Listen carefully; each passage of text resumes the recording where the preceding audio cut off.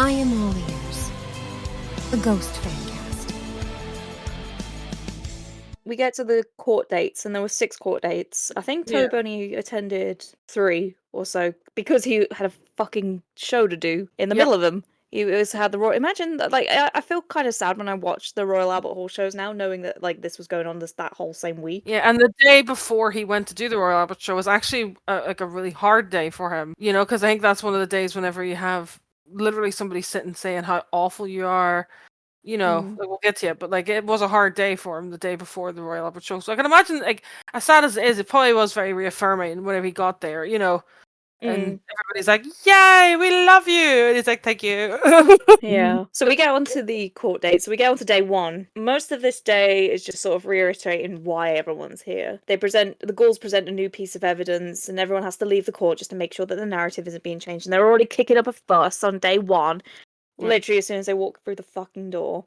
Side note, I can't remember if I mentioned this earlier, but apparently in Sweden, an oral contract is as valid as a written one. So this is where I think that's what caused a lot of problems, to be honest. Yeah. Because a lot of things were said but not put in writing, but sadly by Swedish law terms, it's like, no, that's just as valid, pretty much. I know over here it's not so much, I don't think. I do think like there is. I think I'm not entirely sure, but I know there is like a handshake contract can, you know, like a handshake's almost as good as a contract with some things.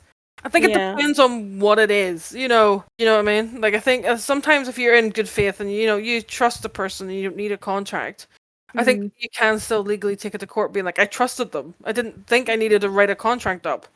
You know? So there is that kind of rule to it. Yeah, and that is very legal here in Texas. I don't know about any where y'all live, but if you make an agreement verbally, you can definitely be taken to court over it, and so you better not fuck around. The main sort of takeaway was they were kind of, you know, sort of questioning a few people here and there.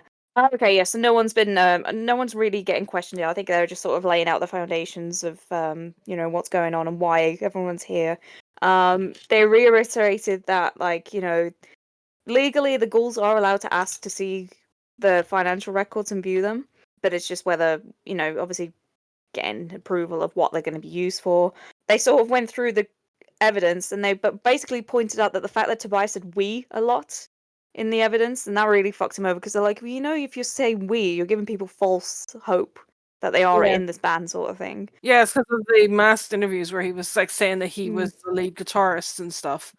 Yeah, technically he was, but like when you think about it. I think it's important to point out that Tobias's lawyer in the court hearing is not Cece, who is his lawyer in general for a lot of other things, because she actually gets questioned later on.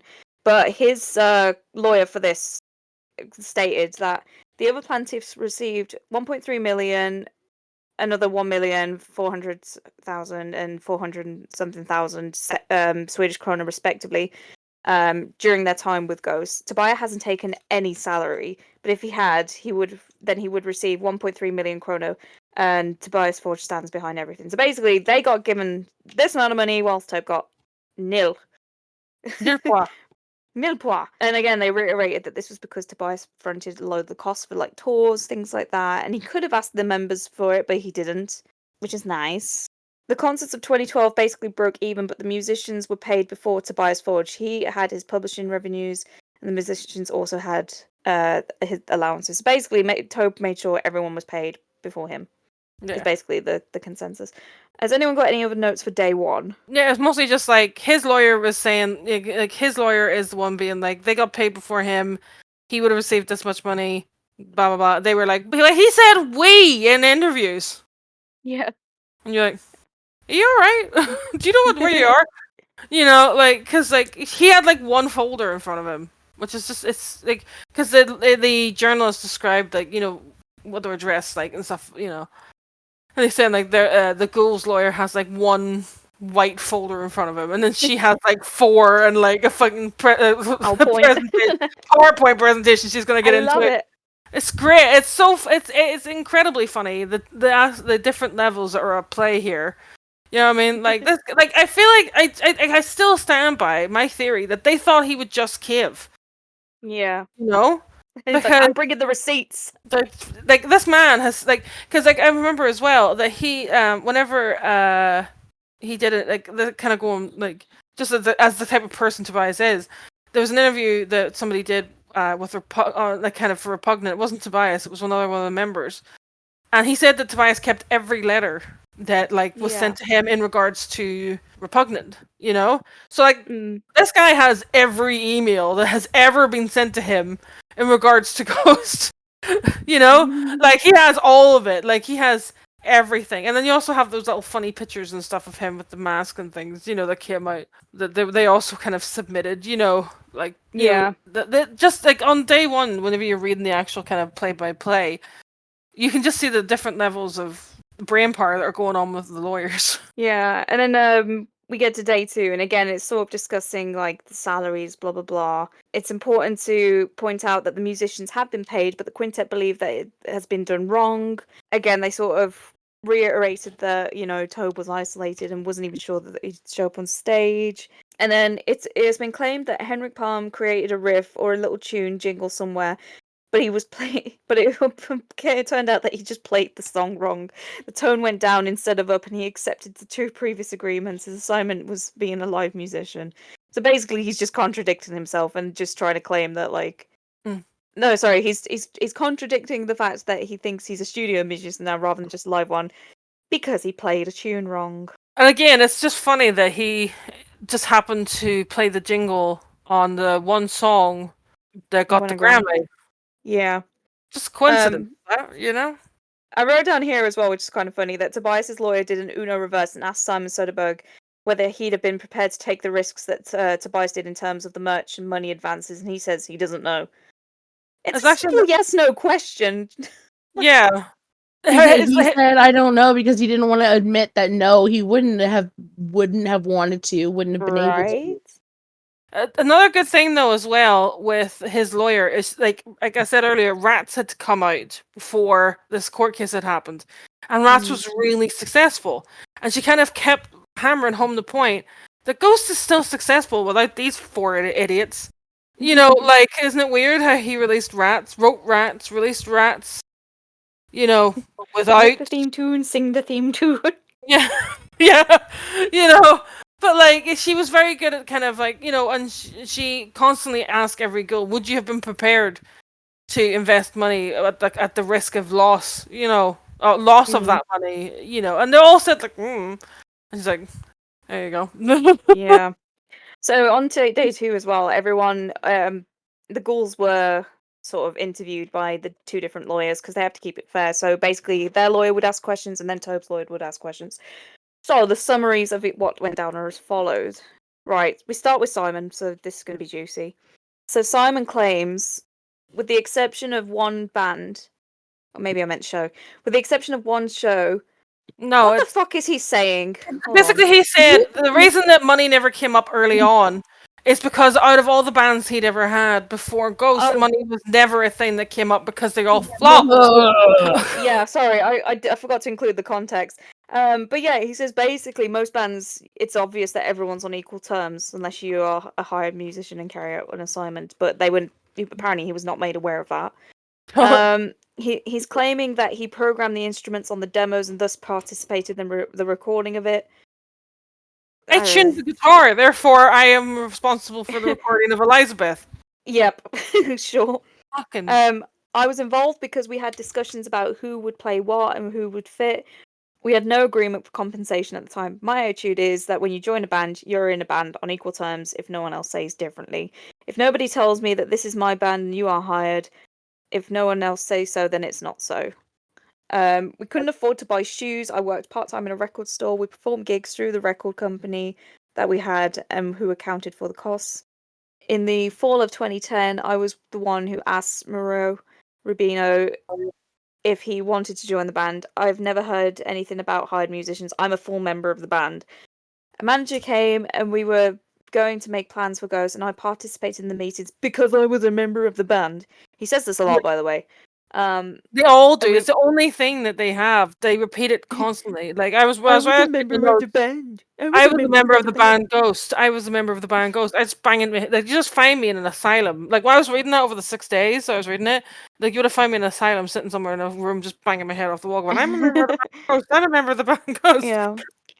He carries on and says, "We were really angry because Tobias did not do as we had agreed, and then he would have Tobias out. He can't just ignore this agreement." And so and then we've discussed about the 6 weeks in Nashville, so I'll leave that.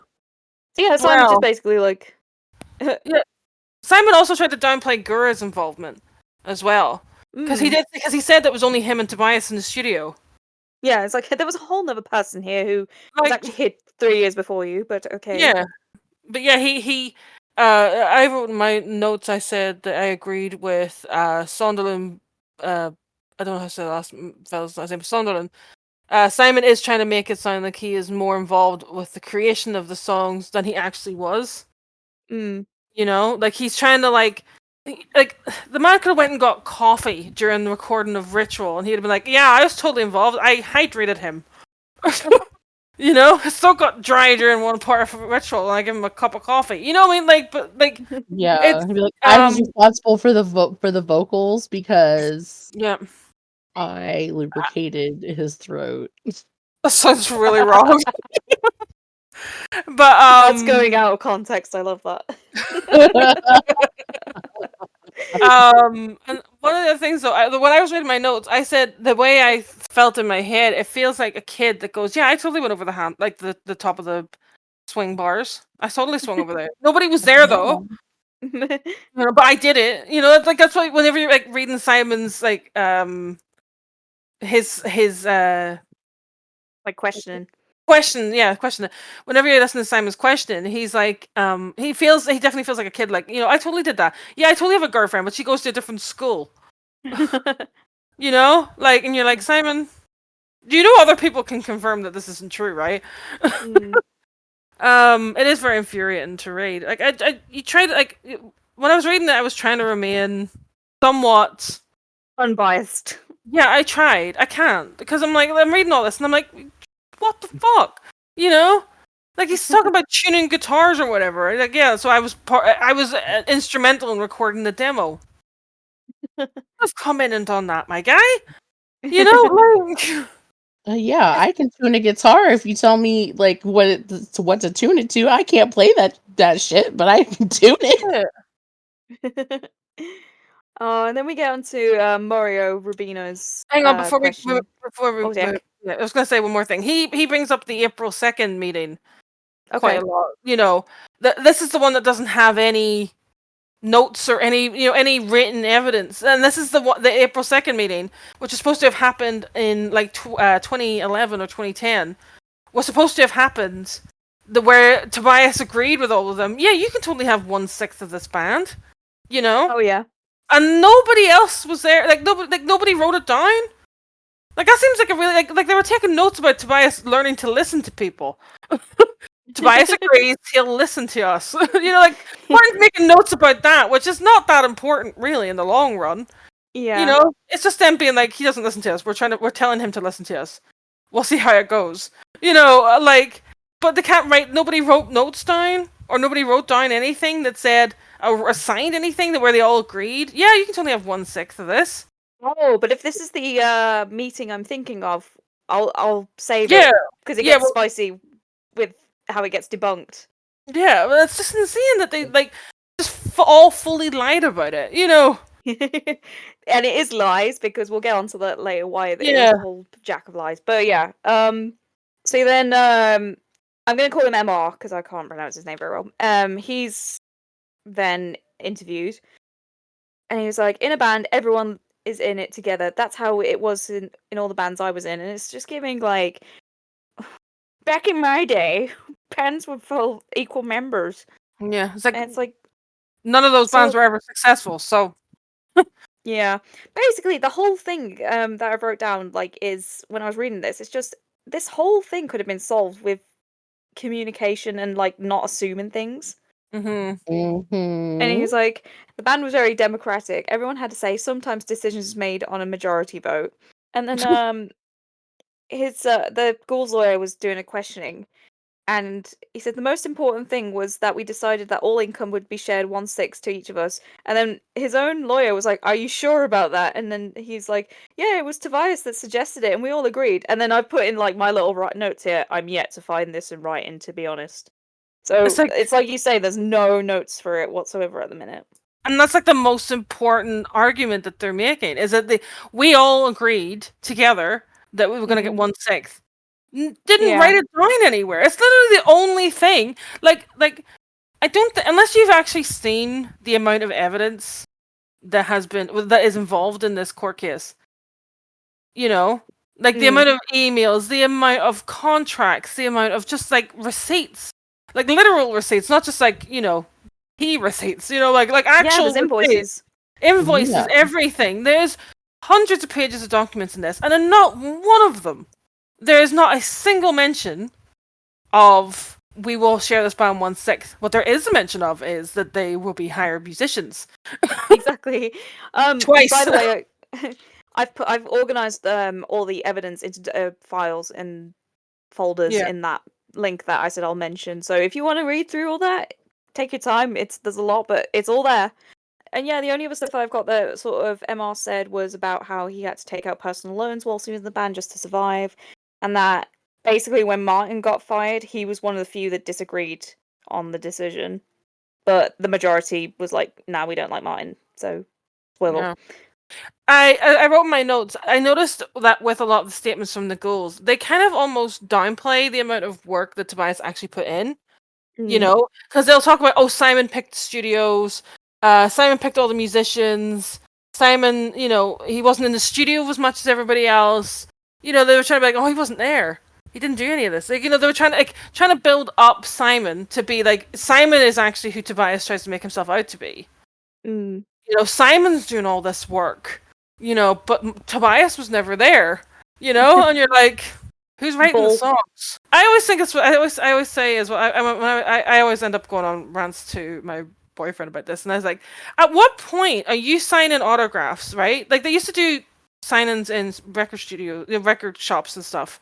At what point are you signing something where you're given a stamp with a symbol on it, and then the other guy at the end of the table, he gets a full autograph? At what point do you go, maybe I'm not as equal in this band as I think I am? You know what I mean? Like, at no point did it ever cross their mind that maybe they weren't as equal as the guy who has the actual name. The guy who they're sitting in, like the poster that's on the wall behind them for this autograph session. There's only one person's face on it, like, and everybody's like meeting them, like, yeah, sure, Papa. Like. Again, I'm not downplaying. Like, okay, I'm being bitchy. I'm gonna be straight up. I'm being bitchy. They did come on stage. They played their shows. They did stuff in the studios. I'm not downplaying that. They did do that. They were paid for that. Not a lot, but they weren't making a lot of money. But they were paid. You know?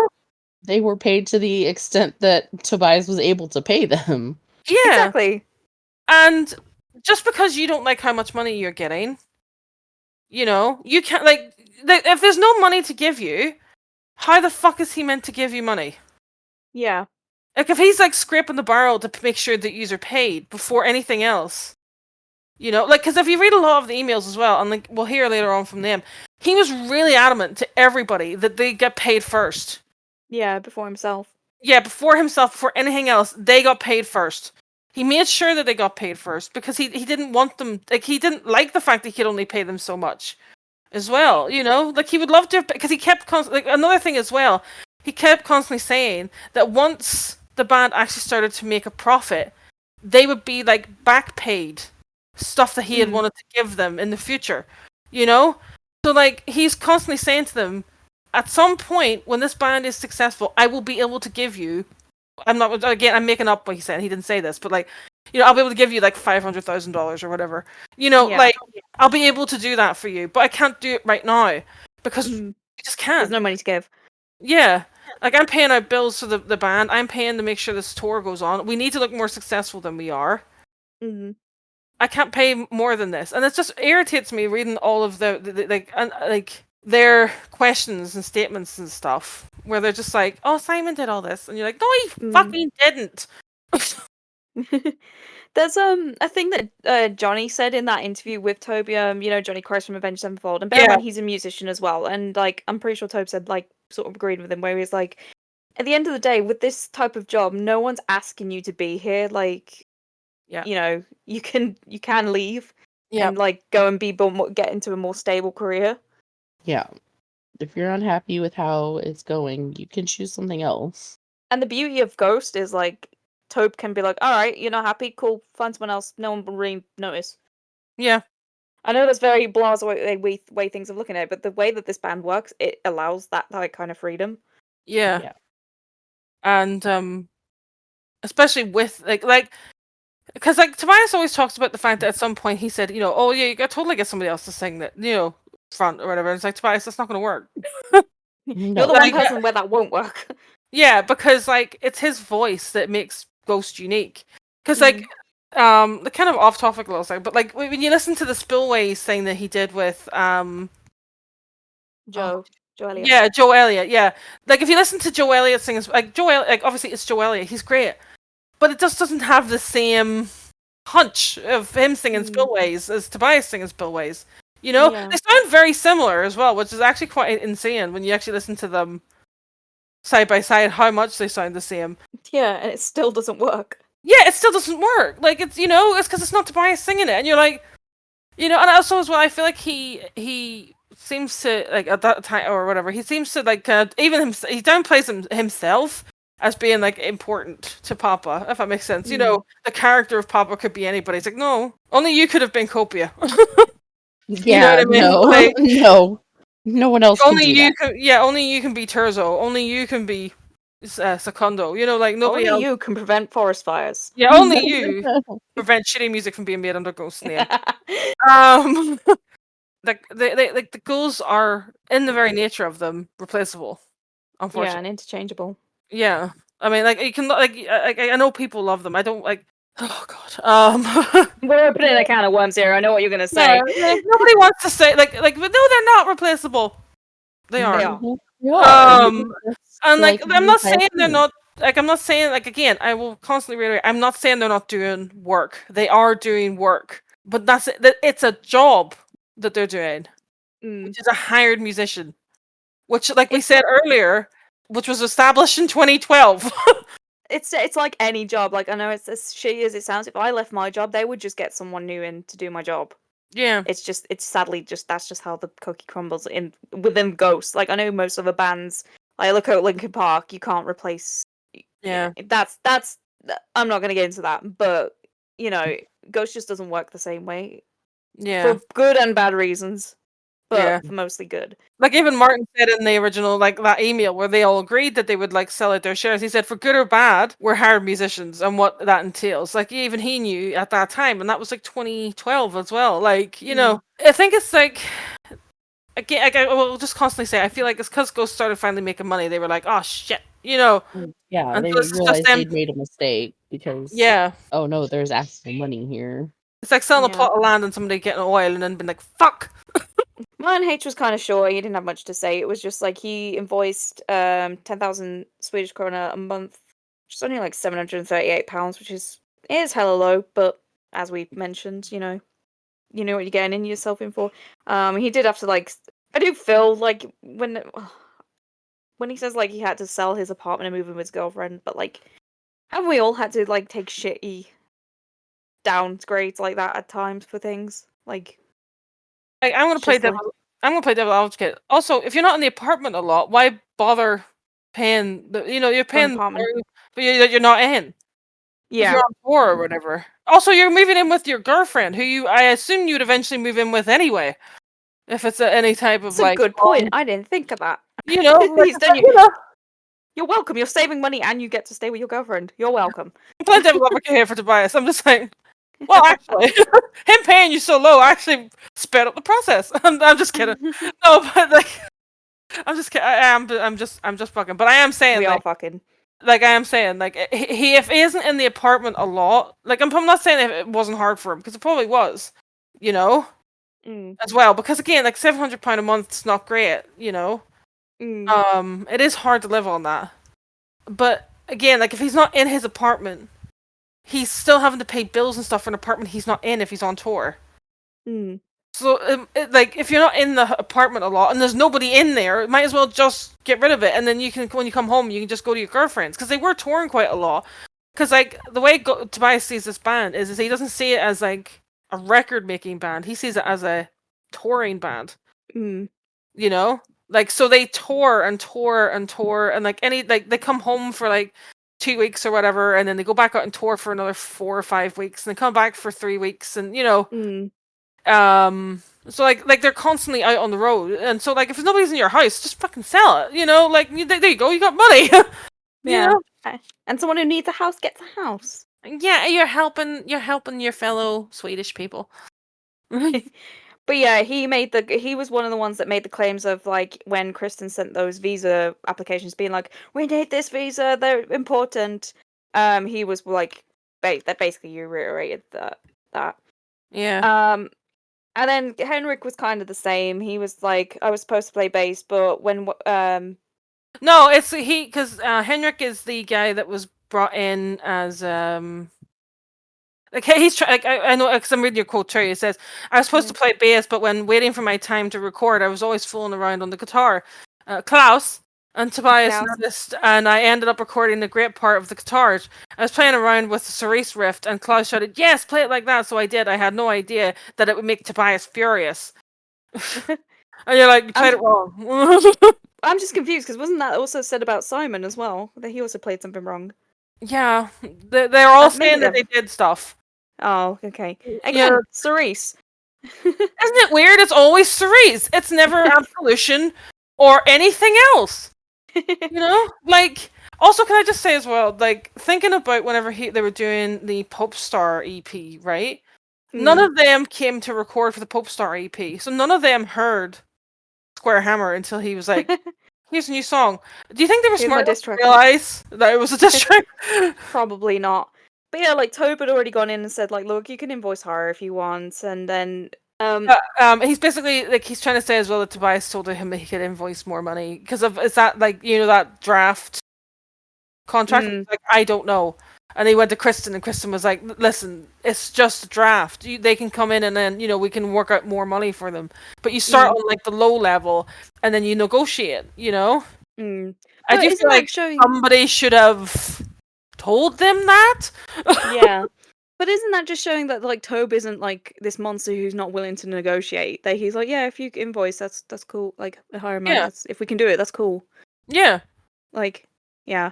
But Henrik was also one of the people that got Martin Persner fired, apparently. He was also pissed, apparently. So he voted of kicking Martin out. And then this is what pisses me off, right? Apparently, when all these draft contracts came out, he was like, I didn't even read them. Like, I got a lawyer to explain it to me. And I'm like, even if you know shit about legalese, like, if I'm shit at, like, this is a bad time to be admitting I'm shit at legalese because I'm doing a whole fucking episode on legal stuff. But when I get given a contract, I at least have a go at reading it myself, not just, well, I don't get this. Someone else can read it for me. Yeah, this lawyer read it and was like, no, it's fine. And he just happily agreed to it because he's an idiot. Yeah, because apparently he got asked, like, oh, was there a difference in the contracts? And he was just like, I don't know, let my lawyer handle it. And I'm like, you don't even know what you're, like, arguing against them, really. Come on.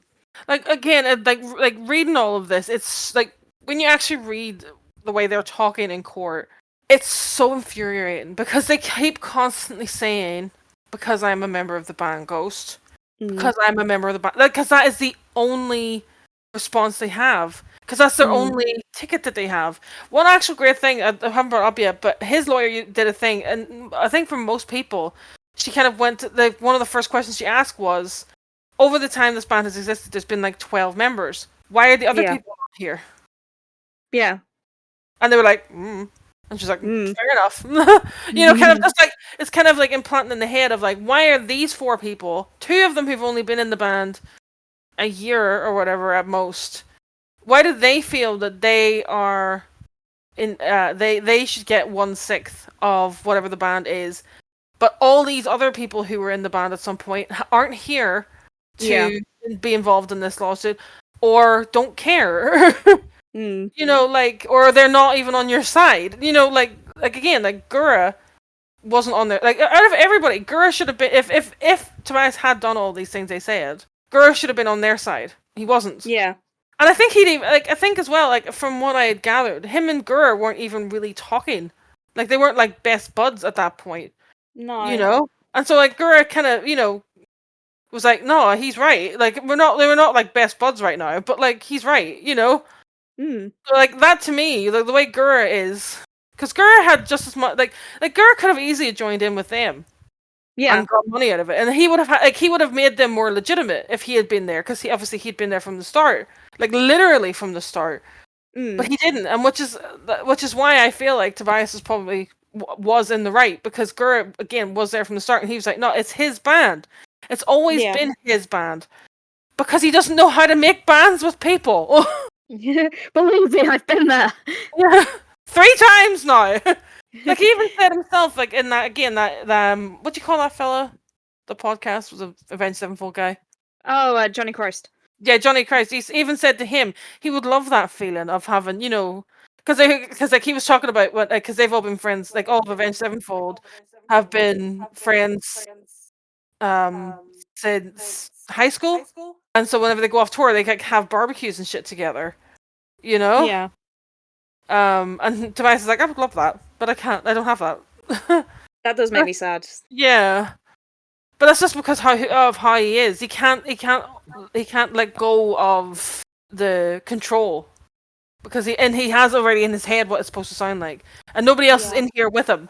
So, you know, reading all of their statements in court is very, very infuriating, and it made me not like them more than I already ever didn't like them. Yeah, it was just, it's the cockiness of some of them, and then like the guy who was like in the court was just being like, oh yeah, they just sort of sat back with their arms crossed and was just like almost didn't give a shit. They didn't even open the documents to read along with, and Yeah, it's almost like they didn't care. Yeah, Simon. I think it was Simon or something didn't open his folder at all. No, it wasn't Simon. Simon was like giving him dirty looks the whole time. Wasn't it Henrik? Yeah, Henrik didn't even bother open his folder with the 4 pages he had to look at. You know what I mean? Like, and there's that whole thing as well. Like, you know, Simon's glaring at Tobias or whatever over the table and stuff, and you're like, oh, fuck off. Yeah. He was intimidating as a fucking stoat. Like, go away. Like, honestly, for real, if there was any doubt about, like, oh, like, did Tobias actually do them dirty? Like, did he actually deserve to be sued? You know, if there was any doubt, the actual documents, the actual court case clears that right up. Oh, I've just remembered something heartbreaking. Do you remember in the day one in the transcript where, like, apparently when it got to lunchtime, apparently Tob asked for a break and the judge was like, yeah, sure, we'll go for a break. And apparently he stormed out and just sort of whispered under his voice, this is so fucking hard. Yeah, because it's I can't, because like these people were his friends. Like, he thought they were his friends, you know. Yeah, like, these are supposed to be his best fucking friends. Yeah, and then you sit in court listening to them talking about how awful you are. Like, they've made up a whole document about how much you screwed them over, and about how much they have suffered and how much they have sacrificed for Ghost, you know. And like, he knows how much he sacrificed and how much effort he put in, and like, you know, the fact that he's away from his kids and his wife, you know, like a lot of times a year, because this is his dream. And like, obviously, like, again, love Bull forever, because that woman is the reason that Ghost could ever even go, because she let him, you know, she said, yeah, you can go. We have like 2 1-year-olds that we've just had. You can go. You know, like I'll never have anyone say a bad word against her, because she's like, you know, because like, she's just as responsible, you know, for Ghost existing as anybody else, because she got the masks and all, you know. But like, there's a lot of time that he's missed at home with, like, again, with the kids and stuff, and like, that's a lot of sacrifice that they didn't have, like a part of sacrifice that they never had to experience, you know. Exactly. And so, like, hearing people sit and saying that they sacrificed more than you would be hard, you know. And again, he has every right to write faith. I'm glad he did. I'm so glad he did. No, Also, like, I think that he was very aware of how much they sacrificed and how hard it was for them. Like, I don't think that he would took that lightly, or that he, was like, "Oh yeah, well, it's only I can only give them this much. It's fine." Yeah, I They don't don't care need about more than them. that. Yeah, like, No, he's never like clearly, that. clearly he cared about them. Otherwise, he wouldn't have been trying to pay them a salary. Yeah. Exactly. Like, He could have just fired them if he didn't. If he wasn't actually trying to make it work, he could have literally like just fired them because there was no yeah, contract. Yeah, and be like, all right, go then. You know what I mean? But he was fighting to try and make it work as much as yeah, he could, and like again, these were his friends. He thought, like he was Yeah. he's trying to have that, That gang he always wanted. yeah, and he can get it, because it's just the way he is, and it's just I'm glad. You know what? It's one of those things. I'm glad he is the way he is because it's made Ghost the band it is today. Like his work ethic and stuff with this, because like it's one of those things. Like obviously all the other ones as well. Like they all dreamed about becoming rock stars. Yeah. And like the dream of becoming a rock star is a hard one. Like not everybody does it, and then it's hard whenever that dream becomes a business. Because the minute dreams become, like I said before, the minute dreams become business, and the minute it stops being guys messing about making music to lawyers involved and stuff like that. There, you see a lot of bands and stuff. Like there was Jane's Addiction recently. They're like fist fighting on stage. Yeah. Like it's just it gets insane. Like especially like rock music as well, and just music in general. It just gets insane. And it's just I can't imagine like having friends in a band together and then watching them backstab you, and like again Yeah. like holding the band like you've been working so hard on hostage over your head. He's a bigger man than me. I would have punched somebody. Oh, well, speaking of Tobe, let's move Yeah. on to day 3. I've realised I've accidentally sort of merged day 2 and 3 together because they kind of did. Like, there was basically 2 and 3 was the days where the ghouls got questioned and interviewed. So it was Simon on day 3. Simon was completed on day 3. He started on day 2, but it was on day 3. Yeah. Morio was questioned. The companionship agreement was brought up several times, and how the company would be set out and how the members would invoice.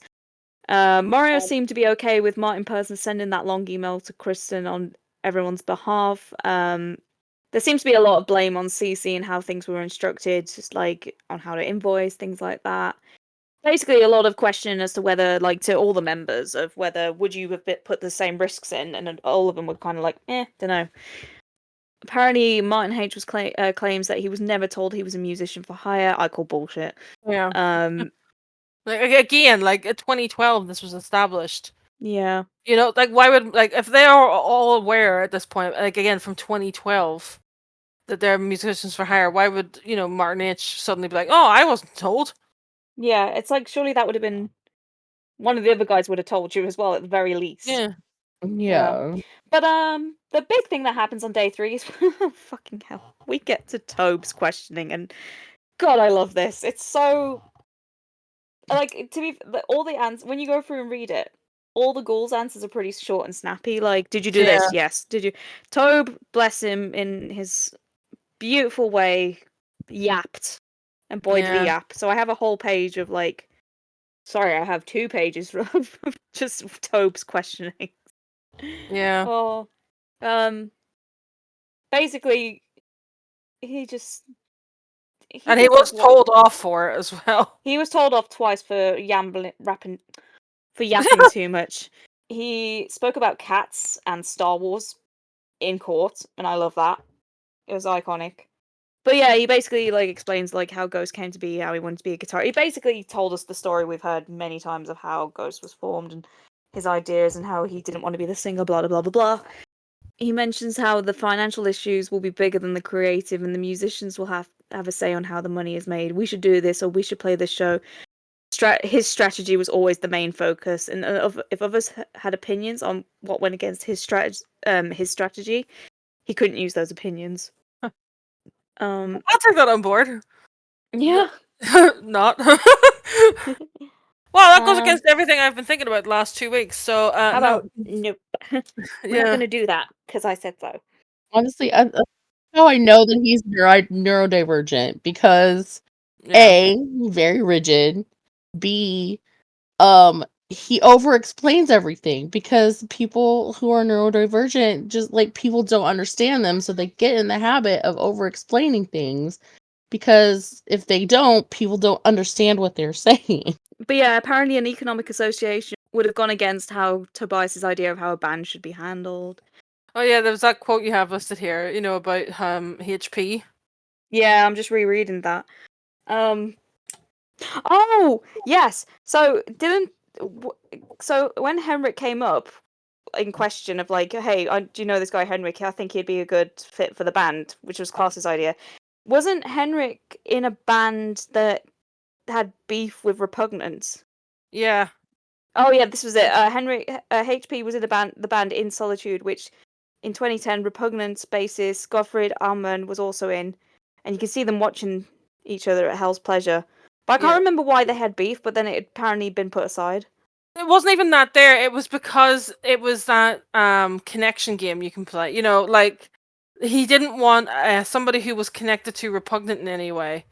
Even by association. Because because Henrik was in a band with a guy who'd been in Repugnant, and then Repugnant takes you back to Tobias. And so people were like, hang on a second. Oh yeah, I suppose, yeah. You know what I mean? So it's that kind of connect the dots type thing, and he didn't really want, that to kind of connect back like that, but then he left it in Solitude and he's like, oh no, they can come in now. Yeah. But yeah, there was just like a lot of discussion on like the technical terms and like how things were fronted and like obviously what we were saying about the merch advances and things. But this made me laugh where he's like, not totally legal money was paid to a not totally legal company and a box of t-shirts was secured. I love that. Like, Teachers fell in the back of a truck. It's giving Only Fools and Horses. Yeah. Which I don't think everyone will get that reference if they're not English, but I do. It's okay. all right, good. If you don't know what Only Fools and Horses is, it's a TV show about people who sell like dodgy goods. That's a quick summary of it. It's very good. Watch it if you can. But yeah, you said Tobe says that we didn't talk about money because there literally was no money. I was never interested in setting any shares. Askell had already asked and said he was not interested in becoming part of the band, and I didn't want to lose 1/6 of the income to him.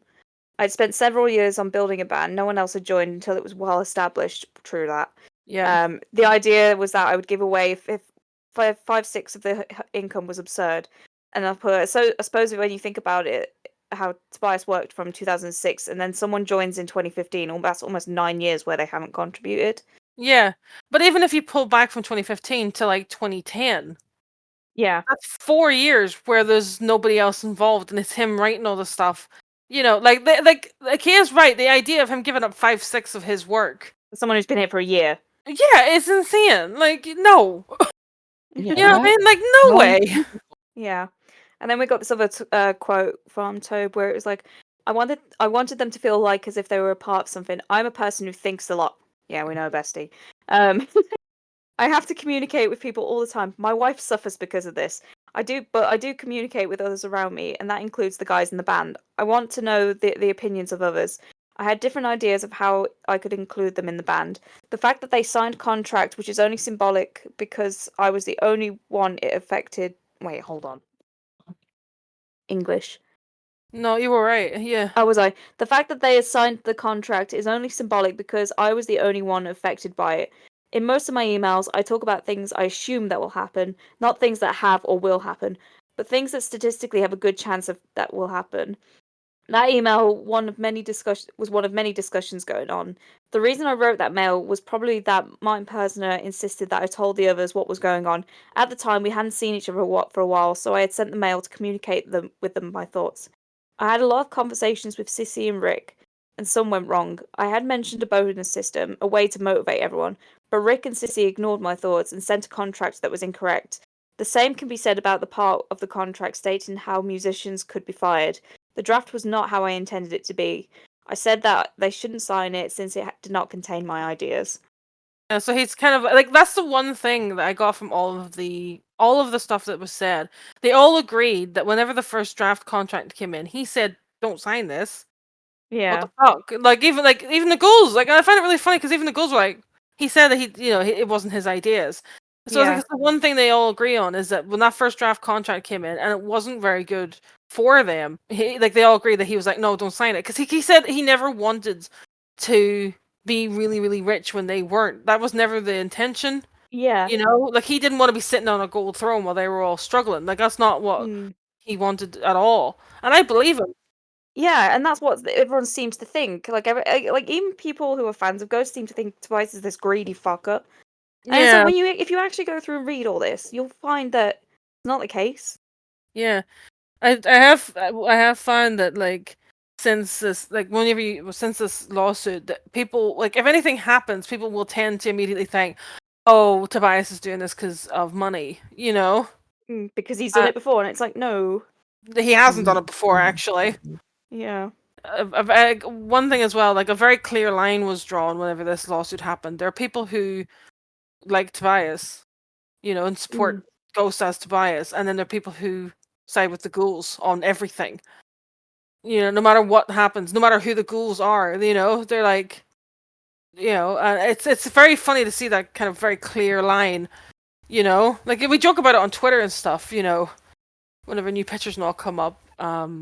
Ford Nation, how you feeling about this new picture that's come up? But like it's I find it very strange that like there are people who will tend to downplay how important Tobias is in the band, and you're like, he writes the stuff that the ghouls do. Like, and when they talk about like arrangements on stage and all, it's like he also comes up with that too. Like it's all like they probably all work together on it too, but like he's the one that says final say on it. Like he's kind of important of this band. Funny that. Yeah. Man, sorry, the Ghoul's lawyer starts to question him, and he fucking grills into him really bad. Like, he's so harsh on Tobe. And he says, like, in the meeting in Solna, what was that about? And Tobe says, it was a presentation of a timeline of future and how I could imagine Ghost could be in 2 to 3 years. We know that's the case, because he's always like that. We were still in the Meliora cycle, right before Pope Star was released. The plan was that we would tour Pope Star until the spring of 2017, then record a new album and tour it, but I couldn't say anything about the future of Ghost later than the end of 2018. I needed to have a time limit on how long I would be responsible for paying people every month. That doesn't mean, though, that there would be any more shows after that. So yeah, he was basically like, look, I can pay you till this time. I can probably pay you again afterwards, but I just need to put a cap on it for now, just so I can figure out what the fuck we're going to do. Much money that I have to make, because like he knew at the end of that Pope Star tour cycle that was the next era coming in, so the new pop was coming in, so he needed to kind of stop paying them to figure out how much money he had to make costumes. Yeah, and I'm guessing also because you don't know how well an album's going to do, so you can't guarantee that if the album's a complete flop, that they're going to receive the same amount of income that they're currently on, because it could go to the shit. Yeah, it could affect the tours and stuff. But I do honestly think, though, the reason he said like I can only be responsible up until the end of 2018 is because I guess like he's gone into the creation part of the new era, and we knew that Copia was coming. Hammer, like you see him, the little red cardinal. So at that time he's trying to figure out new ghoul costumes, because obviously a new Papa or whatever, new ghoul, at least. New, because the masks changed, they opened up at the bottom and stuff like that there. But like new costumes, new stage setup, music videos, all that stuff needed to masks as well, his new mask and stuff. Like so he needed to know how much money he actually had, like he could play with. So he couldn't keep paying them, because then that's taking money away that could be used to make a better show. And he was well within his right to be like, I'm not going to pay you if we're not touring. I don't know how long this is going to take as well. You know what I mean? Like, because like they're not touring. And so it could be 2 years off, and he's paying them like £900 a month for 2 years for doing nothing, Like, and when they come back, they're going to be like, well, you just paid us £900 for 2 years for doing nothing. I would like 1,900 for going on tour. And he's like, like, what the fuck? And so like he needed to kind of put a cap on so that, they could go do other things. And so he would their dad for a couple of months or whatever, enough now, I don't need to give you any more pocket money. There's a bit of a questioning though. It's the only time I go a bit like oof in this, and it's between the Ghoul's lawyer and Tobe, and it says, "I hope you can get the flow of who's talking because it's Like Berg easier for if I just Tobias. yeah for Berg from Tobias." So I'll try and do it different inflections. They were responsible to play, and you were responsible to pay. Yes. What about insurance and such? Who paid that? It must have been your responsibility. Yes. This is the only time Tobe's ever given short answers in his fucking life. Yeah, because he'd been told off just Yeah. before this. Yeah. You Yeah. don't need a whole story. Short answer. Sorry. Did they play? Yes. Did you pay? After a long silence. Well, there wasn't any money. Did you pay? No. So they would only get paid if there was any money. Yes. So if there was never any money made, you would never pay them. Yes, that's correct. So you run a company with employees, but you only pay them if there is money. Are you serious? Does it even make sense to say that you were conducting business? Yes.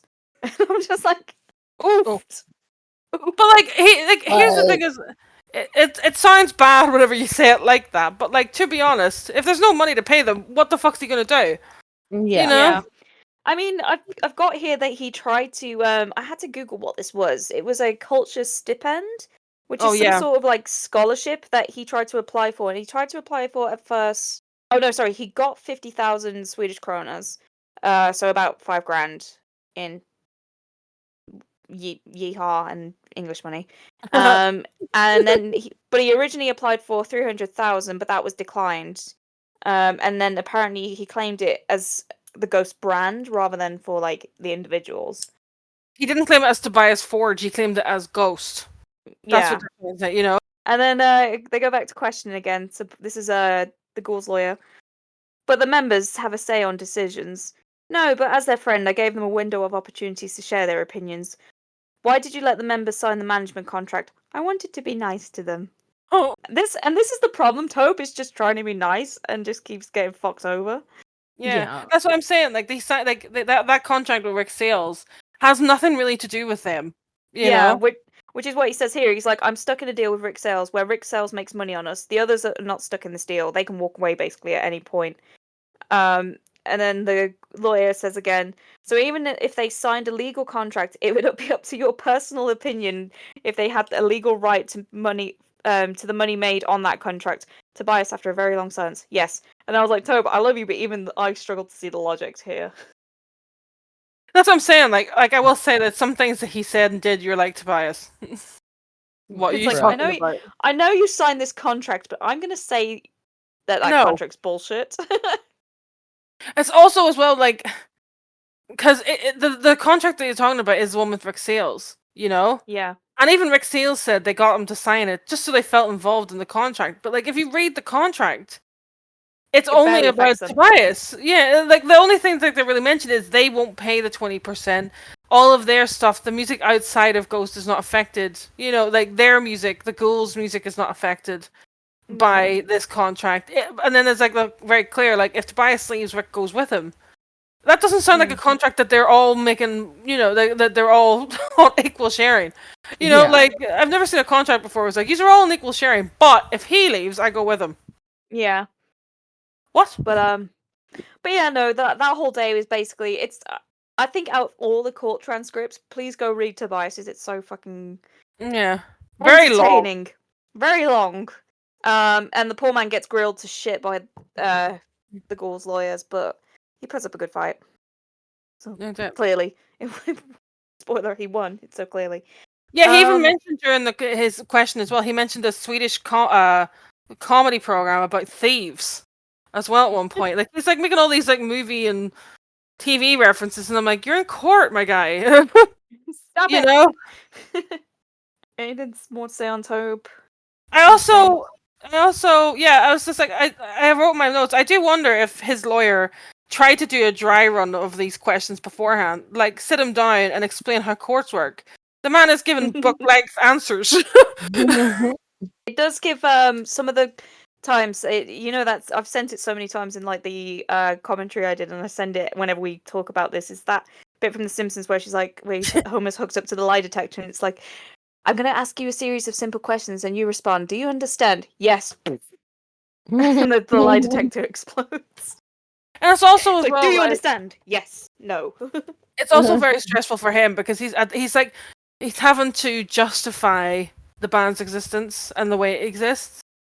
Where like they can say whatever they want, like because they're all like pretty chill about it because like they think that they're in the right, Oh yeah, no, like I'm a member of the band Ghost, But he has to sit here. He's sitting in court trying to justify why he's actually the only person that's important in Ghost. And that was, They made me laugh. It's like the opening statement, and when he first gets questioned, where like his lawyer was like, "Is it hard to sit here, Tobias?" He's like, "Yes, I have to justify my whole life."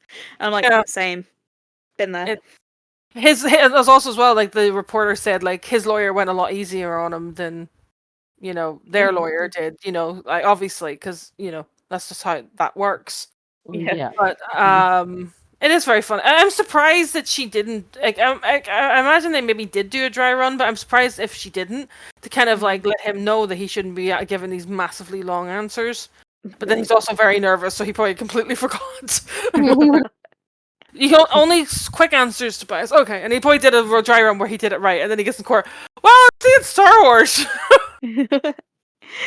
Side note: he reveals he can ride a bike in that court transcript with his dumb little helmet.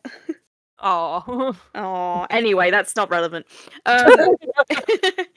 So we get to day 4. Tobe's not in court today because he's got the Royal Albert Hall show. So the stress. That's an what unnamed I'm saying, like, but the Royal Albert Hall. Sorry for interrupting, but like the Royal Albert Hall show, like, must have been very mixed emotions for him because like obviously he spent 2 days people being like he's awful, he wasn't paying us, he's not, he didn't do as much work as we did, and then him sitting having to explain all this and having people being like, but do you even know what you're doing? Like to Adam, for hours on end, and then like going and do the show and then like stepping out in front of everybody and everybody being like, yay! And he's like, I hope I'm doing this right. He's here. I Like, love you, bitch. I love you, bitch. Darn. I ain't never gonna stop loving you, bitch. No, but yeah, no, I can't imagine what was going on back then. Yeah. But yeah, we get an unnamed witness being questioned. But if you look at the string of events that he mentions, it's pretty obvious that it's Magnus Strombold, who is the first financial advisor. And then Cece Hageld is questioned. The Ghoul's lawyer goes really hard on Cece, like it's a bit of a mess to be honest, which we'll get onto in a bit. And then another witness is called, and you can pretty much tell it's Gora, and he comes to save the fucking day. Love this bitch. Niels Nilsson, the ex-tormentor, is also questioned, and he's the first to actually agree that there should have been a 1-6 split. And I'm like, oh, traitor. But he also brings up some good points that are kind of anti-Ghoul, so that's an interesting bit. Yeah, I was gonna say Niels is like that. He's kind of like I kind of agree with them, but also they're dumb. Yeah, and then another nameless witness who has travelled with Ghost is called to the stand. So, unnamed witness who represents both side claims, which, like I said, I'm pretty sure this is Magnus. He claims he was at the meeting on the 4th of October 2011 to discuss a business model and economic association. Rick Sales didn't think that he, as in Magnus, knew much about how American companies worked. But despite the fact he's representing both sides, he says it is Tobias who is Ghost. Yeah. Which, short and simple, nice. And then Sissy is literally slaughtered. Yeah, dragged up on stage and slapped around a bit by the Ghoul's lawyer. But like she handled herself well, but he was really going hard on her. Yeah, so she's like, oh, I've worked in the biz for 20 years and there's only ever represented Tobias, never any of the Ghouls. And then she says, many of the musicians who start in these bands are not very talented. They practice themselves to success. I experienced Tobias extremely stressed. He would do anything to pay the others. Bless her. She would have objected to a financial association that had been brought up. She claims there was no companionship agreement that was ever agreed upon. And in 2012, the members received a lump sum of 40,000 Swedish kroners, basically around $3,000, for 2011. It was extremely stressful for Tobias. He called me and was upset because he could not pay. He wanted some he wanted to free some money to pay the boys. Basically, he's just looking for every little way to help. Basically, so he's not this big greedy monster. And it was clear that it was employment, not ownership. But yeah, she gets fucking grilled, being like by the lawyers because he's like, isn't he like, don't you know what this clause means? You're a lawyer, aren't you? You're not a very good one. Says him. Yeah. Yeah, Who loses? Says the idiot who brought like 8 pages. Yeah. Okay. I do like the fact that she kind of said that a lot of musicians practice their way into being good, as in they start off shit. So it's like a kind of sly way of being like, they sucked, but he was, trying his best for them, I guess. Yeah. Like, there's so many shitty bits in this is so funny. Like, it's just so much shit that's just like, like legal shit. Well, speaking of, like, Guru comes up next onto the stand. He mentioned he didn't like, I suppose one of the reasons he was kind of glad he left because realistically he didn't like playing live into a large crowd. So I think once they'd got to arena stages, he'd been like, I'm out. Yeah. He says he didn't like most of the lineup. And when asked like why they think that the current ghouls are standing in court today, he was like, I guess greed has brought them here. The members agreed on only taking money if they got a profit because they were also interested in playing at the end of the day. So, but yeah, he basically comes to save the day. He's great. Like he's great witness for him, so he is. Yeah, but it's like we've said like so many times. If he out of everyone, if he'd have gone up and said like, yeah, I want like I started Ghost, I want some shares.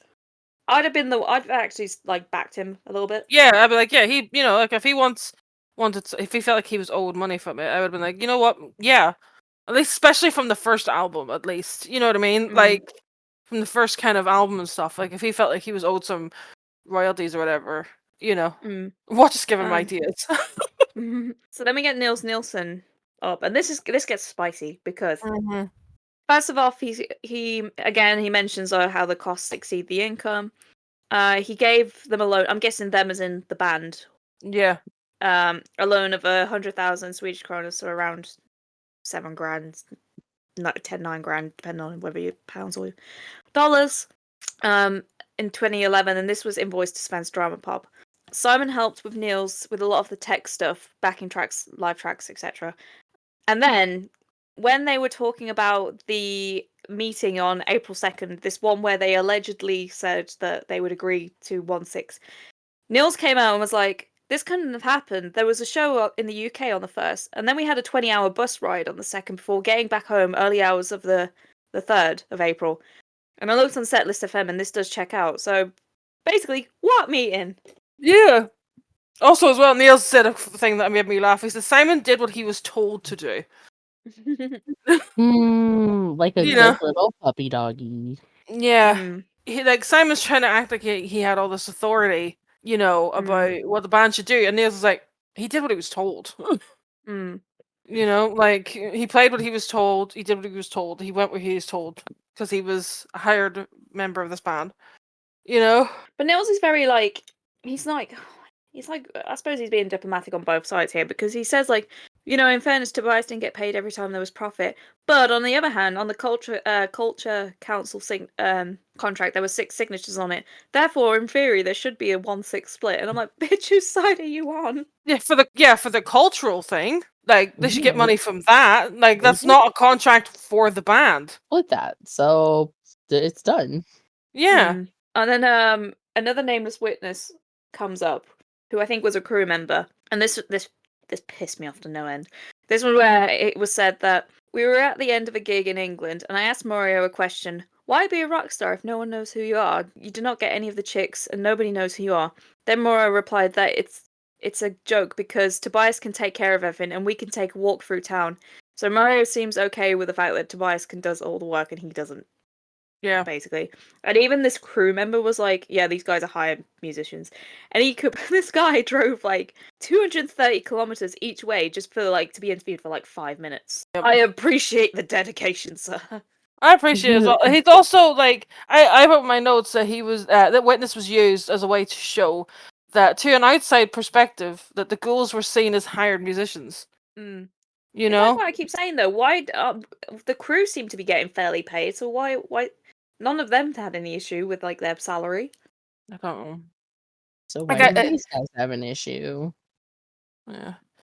It's also as well when they bring up like saying about we, like in interviews.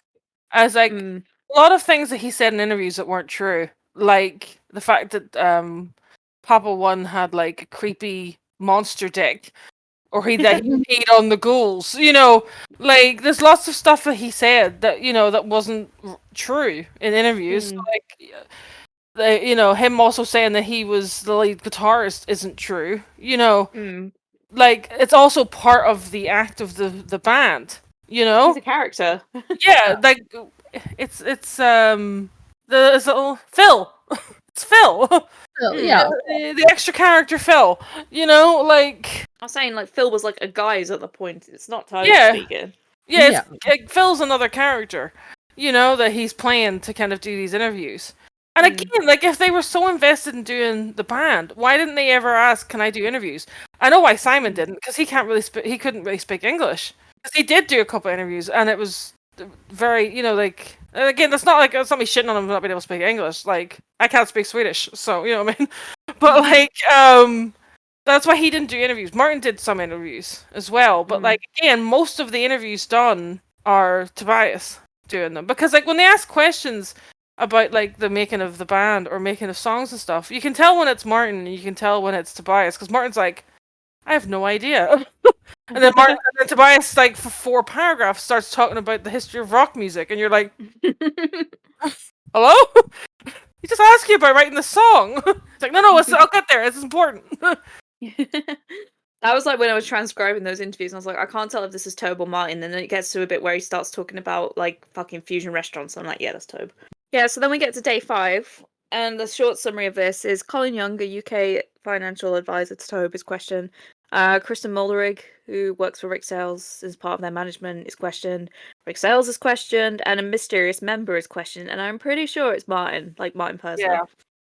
Yeah. So to go with Colin Young's claims, regardless of goes, it was Tobias who signed, but in terms of live appearances, it would be legal entities. And the business in the US was handled by a US legal company. If you distribute the economy, they are given from the legal entity as a salary.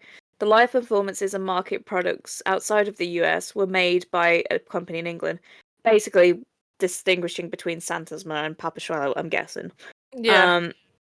In the case of live performances, the arrangement is that those who are performing received a fixed fee per performance.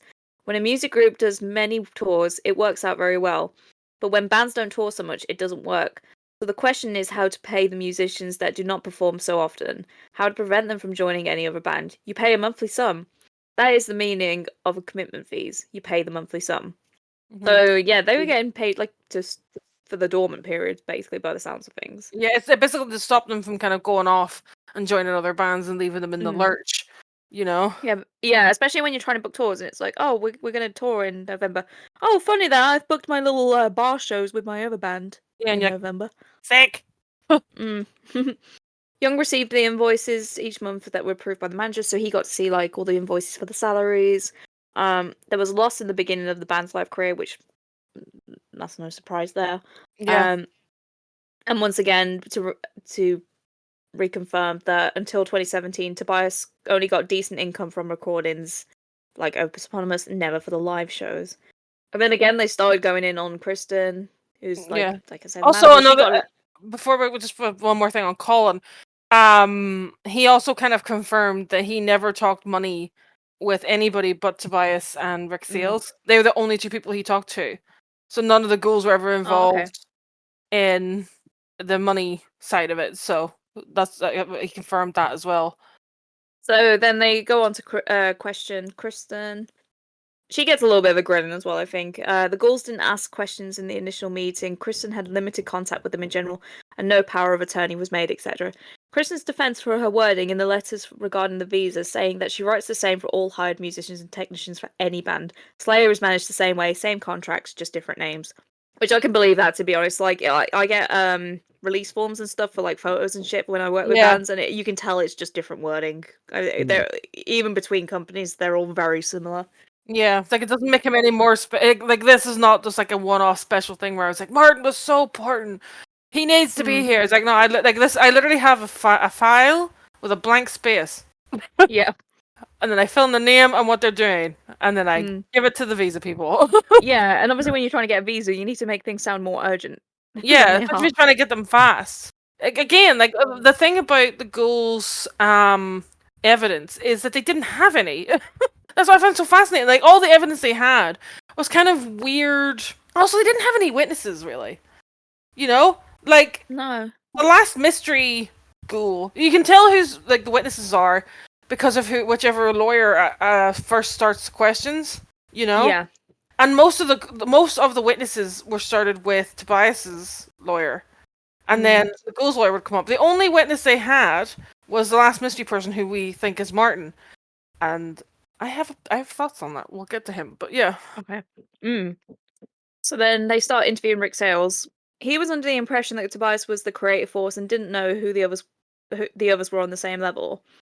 There seems to be just a lot of bad lack of communication with telling management what Sven Stramapop was planning. And there's a talk of 6 signatures on a certain agreement should they not have the same rights. And then it's just all that same shit that we've argued with, that, you know, they don't pay the 20% commission. They can walk away whenever. Tobe can't, yada yada yada. Yeah. There's not that much that happens between Brick. Like a lot of these, like for Kristen and stuff like this day, there's a lot of like shorter kind of bursts of questions, because like it's like a lot of the stuff that they've talked about has already been gone over, like through the massive PowerPoint slide, and also to kind of just talking to Tobias and the ghouls. So like you don't really need to, you know, you're just kind of getting it from the horse's mouth at that point whenever they come. Like, did you say this? Yes. Okay, go away. Yeah. And for them, they had to come all the way from America for that. Yeah. Well, it's worth it for them, you know, like in the long run. But you know, they got a holiday to Sweden. Who doesn't want that? And then we have mystery witness, who I'm pretty sure, like I said, we think is Martin. They claim that they were there in 2011. Why would we discuss a manager if it wasn't for everyone? He asks. Yes, he does a lot of stuff like that, which is what pisses me off. And then he believes it is partially his company. Here we have Universal, who can afford to rent one of the world's 5 most expensive studios for us for 6 weeks, but cannot afford to give us a wheat roll or a Capri Sun. Basically saying like, yeah, you can come record here in this like fancy ass studio, but salary? What's that? My thoughts on Martin is, I feel like if this is Martin, I feel like, because Martin has come out a lot and said, you know, after the fact in interviews and stuff, that he has said that he would work with Tobias again, you know. And for a long time, there's always the kind of the thing that always chimes in with people is Martin wasn't a part of the lawsuit, you know, which is why people, they said but he ends up he was, but like not in the sense of like he's sitting on the table with the guys, you know. But that's kind of like the chime that comes in, you know, for people whenever they're kind of bringing up, you know, in defense of Martin, like he's not part of the lawsuit. He didn't sue Tobias. And I was thinking to myself, because like I assumed, until I started really reading this, I assumed that Martin had come on Tobias's behalf, because I hadn't read the answers and stuff. I just heard that he hadn't been sued, but he went to court, you know. So I was like, oh, he went for Tobias, you know. And again, like he's like, and I always thought to myself, like, if he'd went for you and stuff like that, and he's willing to work again with you, I was always like, why would he never work with him again? And then you read his answers in court, and you're like, oh, that's why, because he's from what I can gather, he is the ghoul's only witness. You know, he's not involved in the lawsuit, but he's on their side. Yeah. And he's also doing this thing I find very weird, where he was saying like he was almost asking questions. Yeah. You know, like, well, why didn't they do that? That seems strange. You know, and you're like, why is he allowed to talk like this in court? Yeah. You know, like he didn't really get told off or anything for that, and I find that very strange. You know. And it's just one of those things where it's like they were all in on it, you know, like they were all like, he didn't join in the lawsuit. I don't know why he didn't join in the lawsuit, but he said like, I'm not joining the lawsuit, but I will be there to back you up. He wasn't really. I just find it really funny because like what he said in court didn't line up with that massive email he sent in 2012 that was like, we all talked about it, all of us, and agreed that, you know, the band will buy our you know, the label or Tobias will buy our share of the band. We are hired musicians. You know, this is what we agree. And like he's in court saying he never sent any of that stuff. And it's like, did he make this email up and then date it to this random day in 2012? Like, what? You know, like, It's just what you call it? It kind of made me change my opinion a little bit on Martin. Like I was like, you're just as fly as Sneaky. the rest of them. Yeah, it's just like, and he kind of got away with it because he was anonymous. Yeah, but I was just about to say, if you read these like the whole court transcripts, it is almost blatantly obvious that it's Martin. Yeah, because he talked about like when he joined and stuff, and how he joined. Like, oh, I've been in bands with Tobias and stuff. Like Yeah, and why he left and stuff. I'm like, that is Martin. Yeah, it's 100% Martin, and he kind of managed to use the little cloak of anonymity, weirdly, to say all these things, and then kind of come out on the other side and be like, "Oh no, but I think Tobias is a great musician, and like he works so hard, and I would totally work with him again." And I'm like, "You Gur was right. Gur was right about you. Do you wonder if Gur ever texted Tobias and was like, "Told you so"? But yeah, it's because I always wondered, because like as well, like because I can't, like, here's the thing. I don't want people thinking I'm just sitting here hating on Martin, because I get it as well. You know what I mean? Because you put work into stuff and all this here. I get it.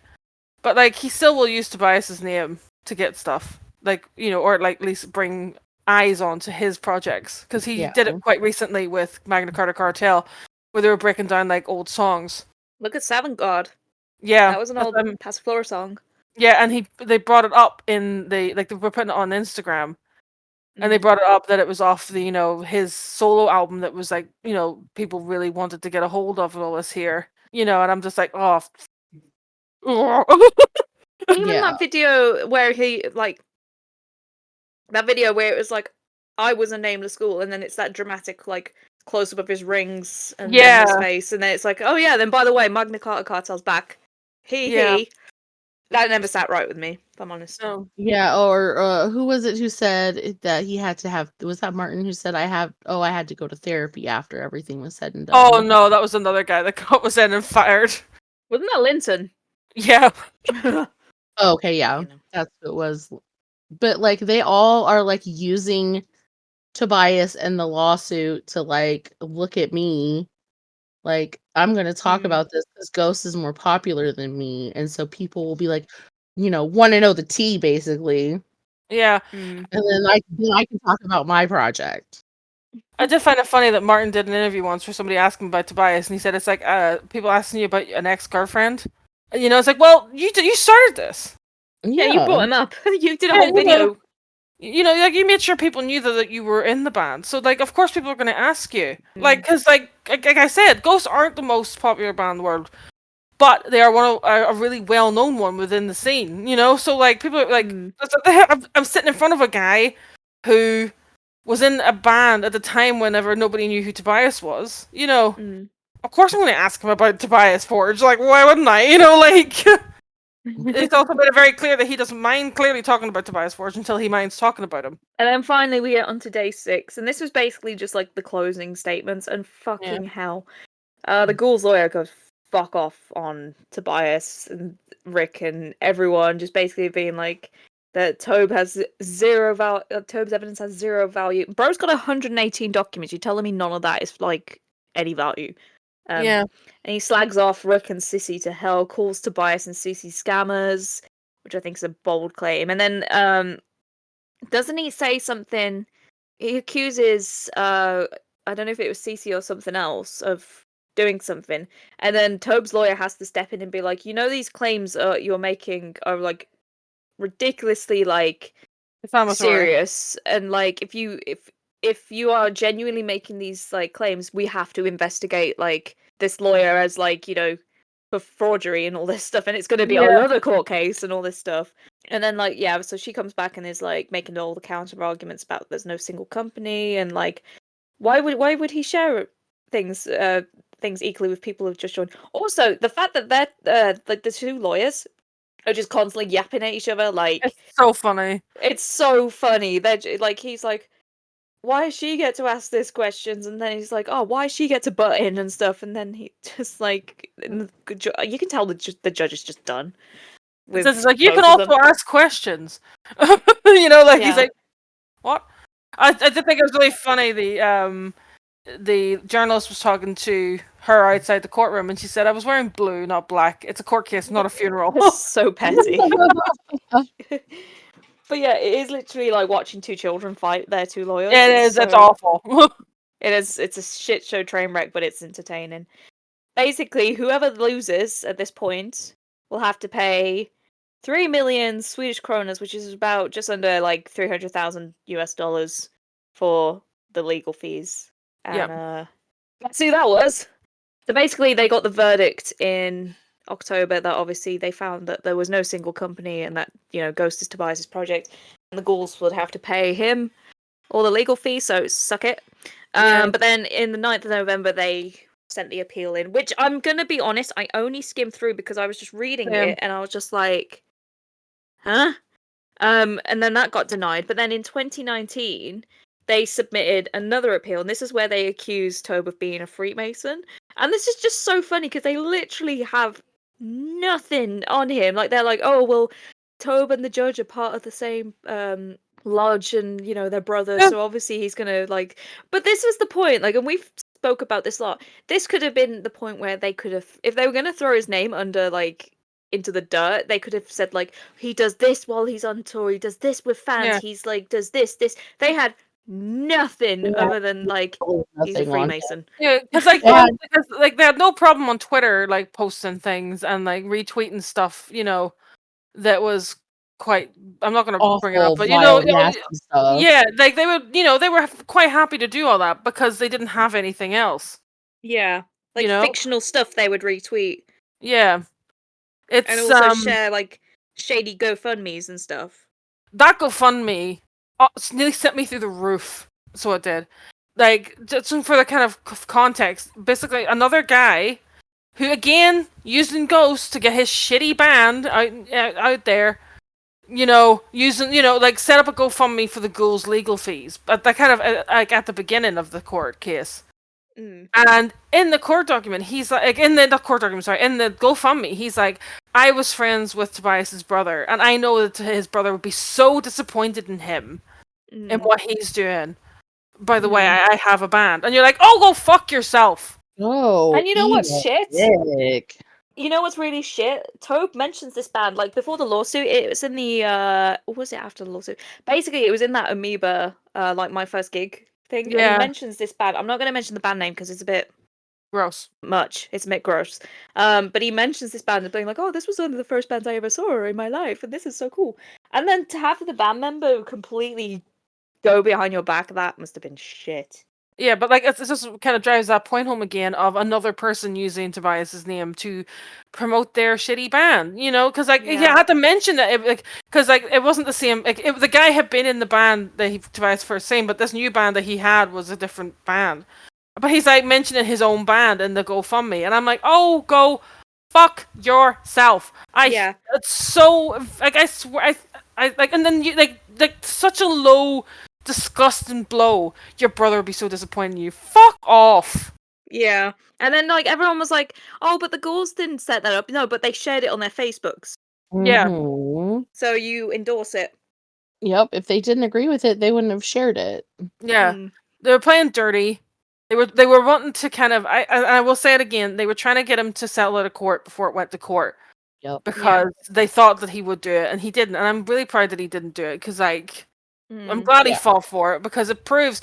And I also think it's really funny, because what also happened, weirdly, was whenever this whole lawsuit came up, and they were like, he wouldn't take criticism or anything, like, he wouldn't take ideas, and, he did all this stuff. Like, it kind of come out like, Tobias had come up with the look of Ghost, come up with the sound of Ghost, come up with everything that was in Ghost, and all the music journalists were like, huh? Like, they all kind of like looking around, like, what do you mean? Because obviously music journalists kind of knew who Tobias was, because they've been interviewing him for years. Obviously they weren't going to say who he was, because, like, obviously, like, it's the whole thing. Like, a lot of people who'd interviewed him multiple times now, like, they knew he was in the band and all this here, but they, like, even them themselves said they didn't really realize, how much of like how much of Ghost was him. So now you have like all these interviews like after the lawsuit, genius Tobias Forge, the mind behind Tobias Forge, you know, the behind Ghost Tobias Forge, you know, like all these kind of things, and he's like, I don't want to be called this. There's other people that help me.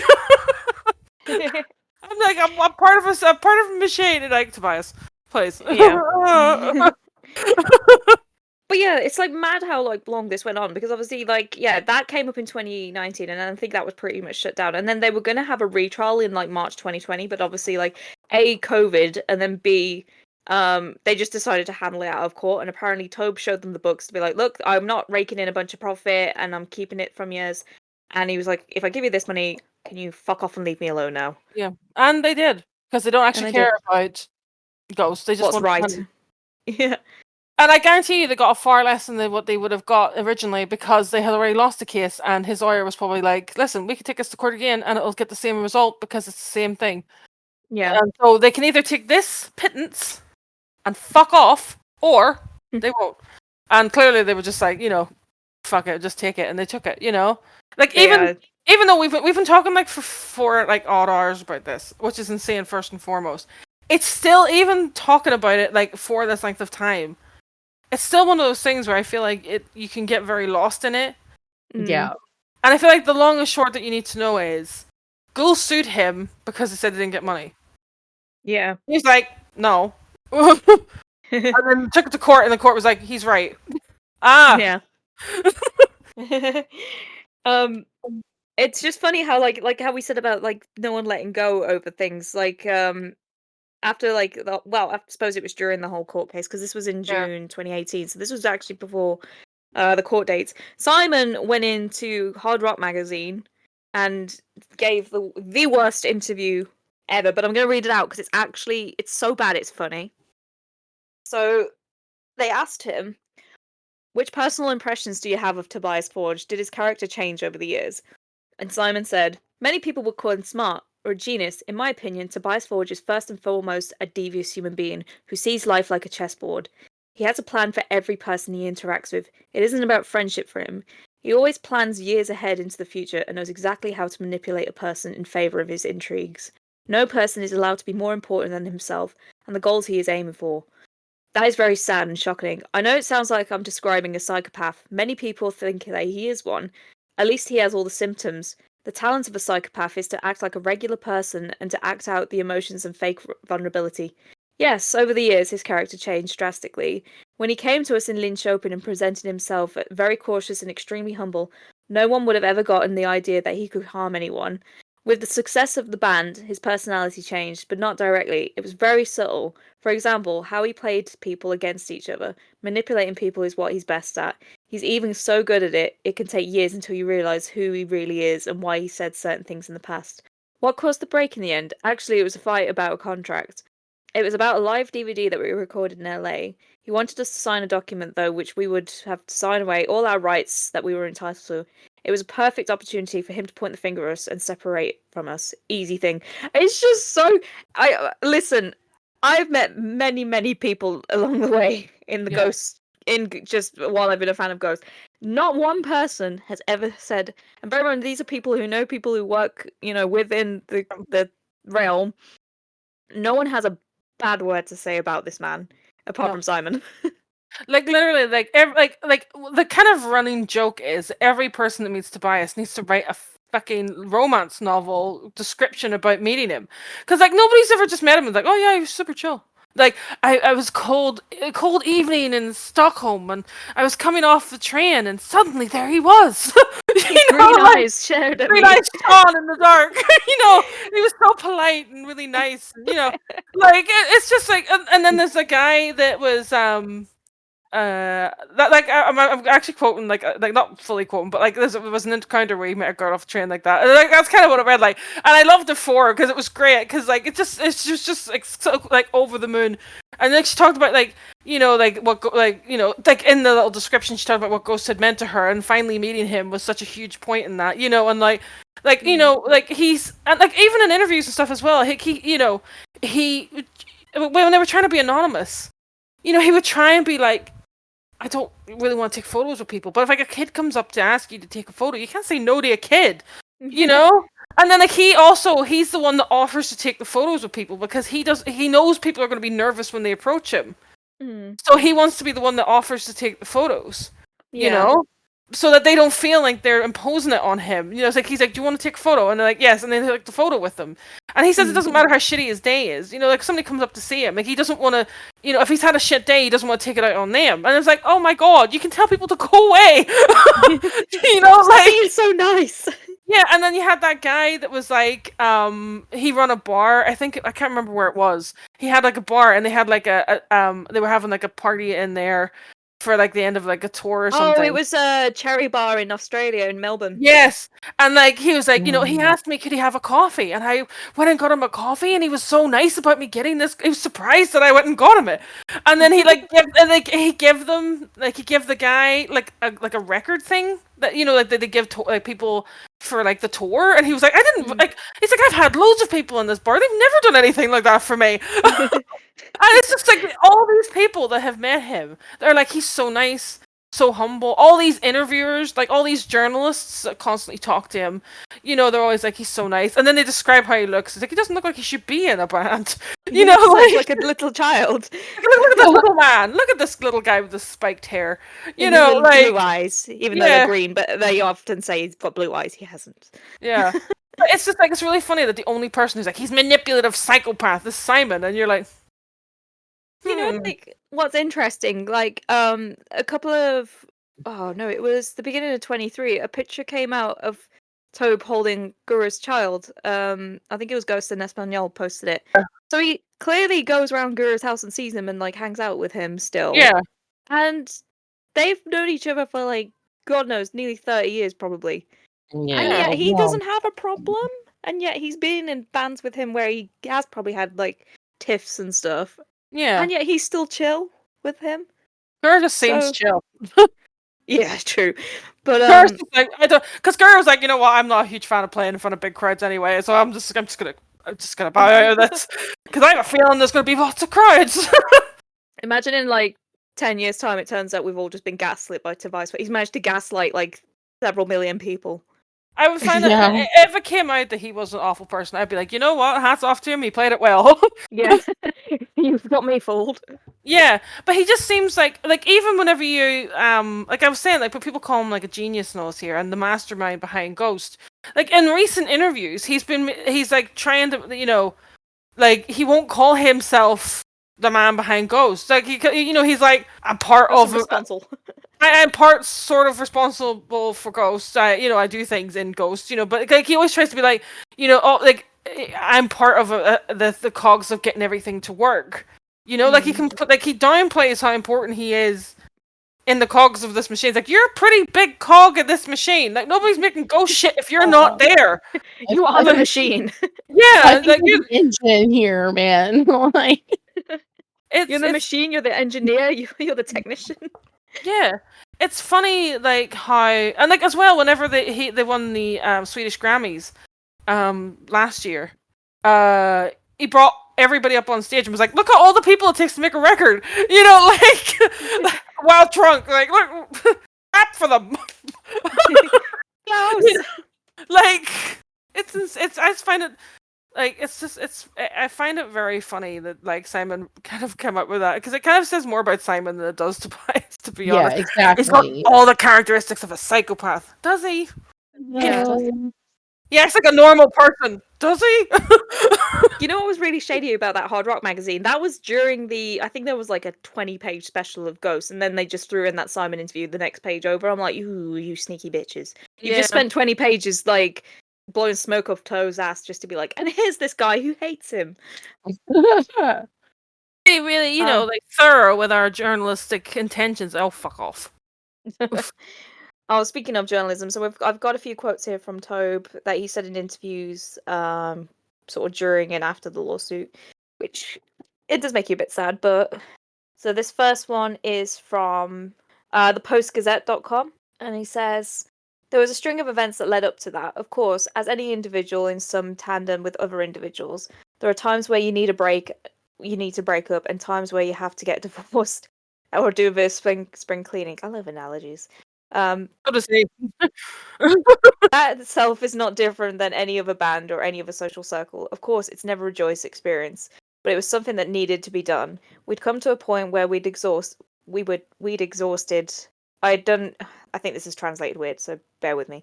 I'd done everything in my power to try and accommodate a few of my friends to enjoy this ride that I had taken them on, but the project and myself had just come to a point of resentment. No, sorry, had just come to a point where I couldn't make them happy, whichever way I chose to go. It was only met with resentment and complaints and general obtuseness. And at the end of the day, you had to come to a point where, well, you guys don't even need to be there. You're free to go. I need to survive. I need to do my thing. This is my thing. None of you were here from the beginning, and none of you have had no responsibilities except to be on stage at 8 o'clock. You're getting paid. What you heard is just accumulation of years and years of complaints and ungratefulness. Let's put it that way.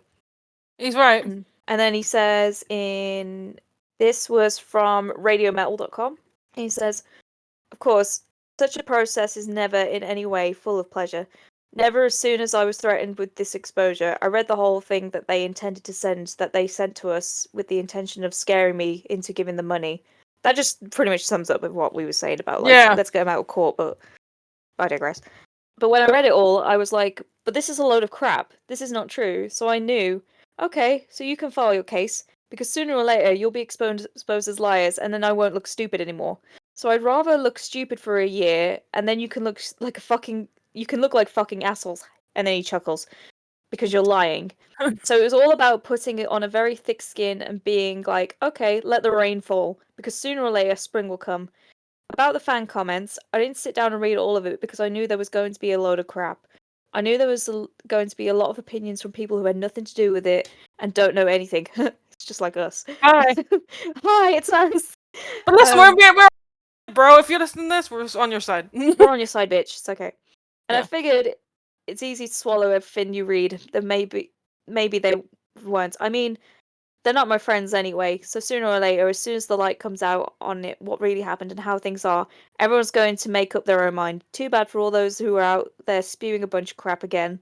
I'm not the one who did it. I'm not the one who looks stupid. So yeah, you just have to toughen up. You have to have thick skin and know that sooner or later the light will come out and it'll all be different. It's literally what we said. It was like, I could settle this out of court, or I could just grin and bear it for a year and be like... Yeah, to be honest, I hadn't even read these comments. So I'm really glad that I got it right.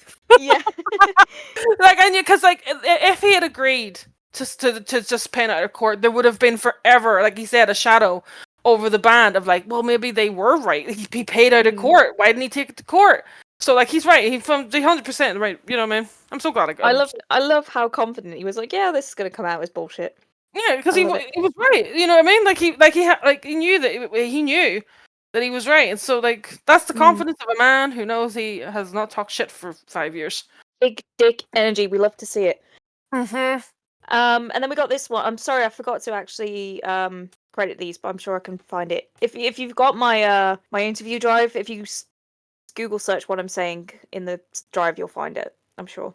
Yeah, in a situation like this, it feels good to work. Luckily, one of the basic things they were trying to say in their lawsuit was, oh, he can't do this on his own. He's never done it on his own. There's only one way to prove it. I'm making an album without you. I love how petty he is. I love this. Told you, it's amazing. It's honestly just like I've done in the past. There's only one way to prove it. Do it. Nothing is going to come of me sitting here and whining and doing nothing. I'm not going to waste my time in responding to this bullshit. I'm not going to go through online and post a load of bullshit on my Facebook if I had one, and say, oh, they did this, they did that. I mean, there's one thing. That's the legal answer. But the only way to prove that I'm right is, here you go, a new Ghost album. The magic is still there, the same as the first album, the second album, the third album. It had nothing to do with any of them, but it's annoying to have to prove that to people. It's annoying that a certain part of the public is so gullible that they will swallow anything that says anything controversial about anyone. But I see that every day, but with other people, it's just a mob mentality. The biggest we love you, bitch. I love you, bitch. Okay, the biggest disappointment is that I did everything in my power to welcome some of my friends into this amazing adventure that I was able to bring them down. Over the years, I did everything within my power to make it as fun as possible, as smooth as possible, and rewarding as possible. But then it got to a point where I had this epiphany, wow, no matter what I do, I'm not going to make it. I can't make them happy, and on top of that, they treat me like shit. So I thought, well, then I have to do my best that I can to survive. It hurts when I get back. It hurts when all I get back is, oh, he's done nothing but screw us over. When in fact, what I've been doing for all these years is trying to make their lives better. It seems really ungrateful. If you want to look at this situation, how many other bands do you know that have released an album on a label like Rise Above are still getting paid every month? Ask any band. There aren't any. Of the newly formed bands that had just started touring a year and a half ago, how many of them are getting paid? Ask how many bands you know. What is your monthly salary? Everyone knows that most bands don't make any fucking money at all. So this whole claim is really unrealistic. So it was really disappointing to me that my intention was to make people happy. Like, fuck it, we're doing it. How many 30-year-old guys from Linköping can claim they're to do this? It isn't great to travel around a tour bus opening for this and that band, but it's never enough. Like, I like these interviews that were happening during the actual lawsuit because he was very he kind of talks about more chill about it now. Oh, I will say, because I do remember when I first got into the band, I didn't get into the band until Call Me Little Sunshine came out, and I was like reading over the lawsuit stuff, and I was like, I wonder how he feels about it now. And then that podcast with Johnny Christ, Johnny Christ, yeah. Yeah. His face, you have to watch it. His face when he's talking about the ghouls. I was like, oh, this man still hates them. I was like, oh, he's still like this. Like, he's like, I've moved on. I have my peace. I have my inner peace. But I also have... Yeah, but I also have an inner copromancer who still fucking hates them. This one is from Colorado Springs Independent. And he said, I've been in charge and working on this full-time non-stop for 10 years. Other people in Ghost would work a few hours every day, and then during 4 months between tours, when I was making a record, they weren't really doing anything that had to do with Ghost. And since I was representing the band at all the meetings, I was getting pats on the back and feeling like what I was doing was good. Whereas if you had nothing to do with the day-to-day stuff, you didn't maybe get that pat on the back that you needed in order to feel fulfilled in life. So, maybe if they had gotten their name out there and could at least be recognised on the street, maybe that would have changed things. But on the other hand, I've played with others who didn't give a shit about that happening. Basically, yeah, he's like, I think it's just the fact they weren't getting like the little kudos. And there's also as well like from Sweden Rock's interview where he was like, you guys are like he's talking about the lawsuit girls, and he's like, you guys are doing nothing but bitching and moaning about this lawsuit. Well, I'm in a studio recording an album. Yeah. Fuck yes. So I suppose in conclusion, obviously, yeah, as it stands in this current time, it all got settled.